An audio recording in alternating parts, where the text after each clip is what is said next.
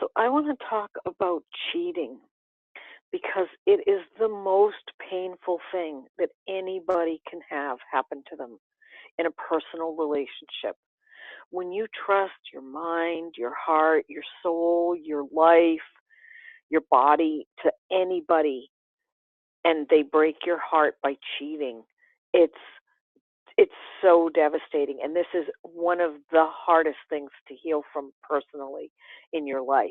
And I've made other videos about if someone is rejecting you, how to let them go. But in this video, these are very, very young people, and it looks like they're ready for a Christmas or a birthday party. And the woman finds out the boyfriend is cheating and confronts him on camera in front of everybody at this party and then kicks him out of the house. Okay, this is the problem with young people and social media.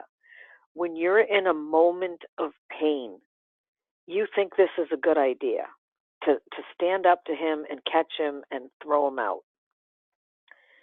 This is the worst idea for everybody involved, all people, the woman, the man, everything, because this will actually backfire on this woman as she ages. When she goes to get a job, this is going to be like she might as well have posed in Playboy, and not to compare nude with this. I just mean for the amount of flack that she's going to end up getting, because it's going to look like she's a witch, that she's rotten, that why couldn't she have done this in private? And when you're in pain, the answer is not to publicly humiliate the other person, even though for a minute you feel like you should. And we have to separate what our temporary feelings are from permanent consequences. And so the thing is that however young you are, this happens, but she's going to end up looking like she spied on him. And it's so much easier to find out cheating at this age, and because of social media and texting and whatever. We used to have to hire a private investigator way back in my day, and probably more people were cheated on than they ever even want to admit. It's easier to trace in social media because of text, and text can be forwarded, and photographs can be forwarded, and you name it. But you don't want to make this your resume. And this is what I was trying to tell people. You need to learn how to heal in private. Look how many cell phones are on this day, and they're going to forward it to people, and they're going to forward it to people. And while they think this is just a way to catch the guy and let him know, they absolutely should not have caught it on camera, because this will bite all of them. And I'm not supporting cheating. Cheating is my number one thing, that if you're not happy in a relationship, leave. Go get the girl of your dreams if you're not with it, or go get the guy of your dreams. But you don't need to humiliate a person because they're broken, because they cheat, and because they think they've pulled one over on you. She handled it in a way that was kind of dignified, except that she swore. So even the swearing is going to come back to bite her later, because we might swear in our homes and use words, but you don't want that to be your resume for a job in the future. And all of these people, if they're her real friends, they support her. But this is absolutely one moment that you don't want later in your marriage, later when you're a wife, later when you have children and a new husband, to have someone come back and go, oh, remember this guy? And you don't want to make permanent permanent things of your past. We're allowed to be young and grow. Look, it's already had 6.5 million views, and this is not that old. This is just Christmas. So, they were asking me in the beginning if I thought how she handled it, and you know, I couldn't even believe what I was watching, for one, because it's so easy to catch someone again in today's world compared to in our world. But when someone cheats on you, it is not about you, and it is not about deficiencies that you have. It's about insecurities that the person has. When they have to run a triangle, which means a relationship with you and then them and someone else, they're afraid that they're not good enough for you and it's going to break. So they want a backup plan. And those type triangle things never, ever, ever work, ever.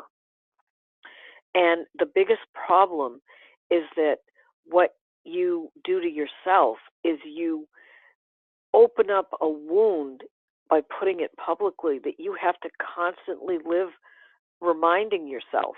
When we used to break up with people, 9 times out of 10, we even discarded our old photo albums with all their pictures. But when you're doing this type of thing on Instagram and it's on Twitter and wherever else anybody wants to copy the link and post it, probably it's already on Facebook, you end up having to not even heal yourself and cry many, many tears over the fact that you were cheated on. And the cheating and the violating is it's so painful. No matter, it starts when people start dating in high school, and these kids don't look that much older. They look like they're young and under 20 or whatever. But here's the thing: you need to heal yourself when someone cheats on you, and you also need to know, thank goodness, that you don't go on a longer journey in this trick and this deception. And so finding it out that someone's like that this early on, it's really painful, but it's way easier to undo before there's kids, before there's marriage, before there's a life together and probably joint property. And in our olden days, there were a lot of times when you didn't find out until deep into having had children and property, and then you have to figure out how to get out of it. And cheating, again, it's a character flaw of the person doing it. It's not a problem of the girl. And it's just men tend to think they can get away with it because it's offered, and they don't have the loyalty gene that a lot of women have. And 99% of women want a monogamous relationship.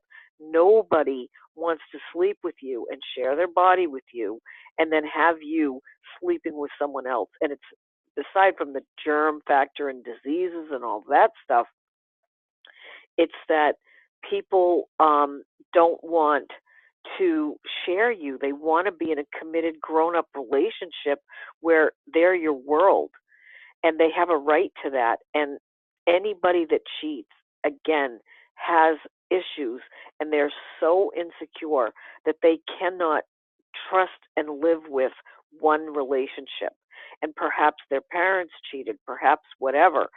But if you're in a loving, committed relationship and then you're lying and sending texts with other people, it's so traceable these days, and it's so slimy. And it's going to be your grown-up resume that will also haunt whoever the guy is, because he will always, they always say, once a cheater, always a cheater. And unless the one that's cheating actually goes to find out why they're cheating and why they're afraid and why they can't commit, they're never going to change, because their way to handle things is to have two different things going. In case one breaks, they go right to the other one. And I have had men tell me they just can't be without somebody. They need a woman. And so they will settle, they will lie, they will cheat, they will have multiple relationships going because they don't know how to be on their own. So all I can tell people is, don't do this.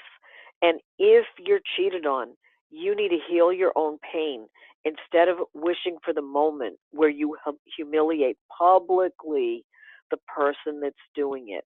You do not want to do this. You want to have your times in private and settle this on your own. And even if she needed to do this in front of other people, it should have been no cameras, so that maybe everyone else needed to know. And who knows what the whole story was. We're not there. But all I'm telling people is, don't put this stuff on social media. And then heal yourself from the pain so that you know how to not pick another cheater. Because if you've picked one person that will cheat, you have to look at yourself and say, what did I miss? Why did I pick someone that wouldn't betray me? And how do I look for someone who's going to be monogamous? Thank you.